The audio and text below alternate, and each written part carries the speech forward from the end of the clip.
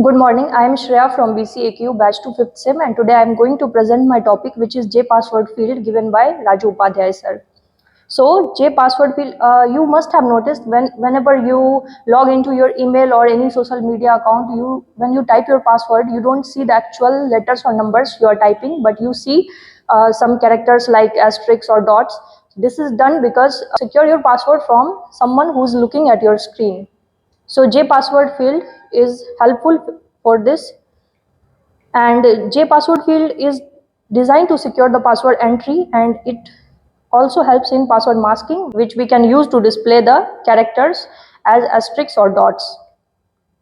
Some key features of JPasswordField are password masking, that hides the actual characters for security to prevent someone else looking at your screen, and echo character customization. It means we can customize the character whatever we want to show. It can be a strict, dot, pound symbol, or anything else. And editable. There is a function called set editable. By using this function, we can enable or disable the user to add the text in the password field. And also we can access the password by using get password. We can access whatever the user is typing in the password field.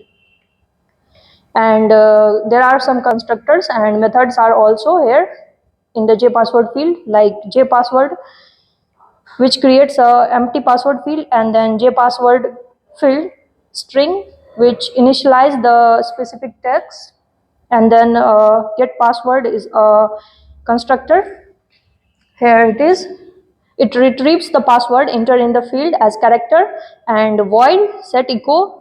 By using this method, we can change the masking value, whatever we want to choose.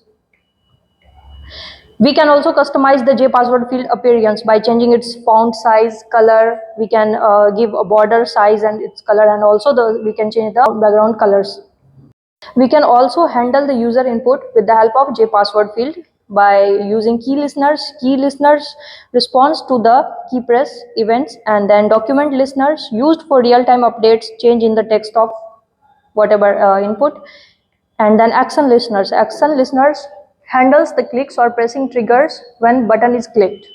We can also handle the user input with the help of JPasswordField by using key listeners. Key listeners responds to the key press events, and then document listeners used for real-time updates, change in the text of whatever input, and then action listeners. Action listeners handles the clicks or pressing triggers when button is clicked. Now I'll take you through the code to show you the live implementation. So here, first I have imported the Swing NAWT package, and then I have created a frame. I have set the size and used flow layout to arrange all the components in a row. And then here comes the main part of the code. I have created the label which says enter password, and then password field. It will create a password input field for the password, and 15 is the number of characters. You can also change that. And then I have customized it with this symbol, this pound symbol. So now when we will type the password, it will show us the pound symbol, and then the created button, and added the label, password field, and submit button on the frame. Now we will compile and run it.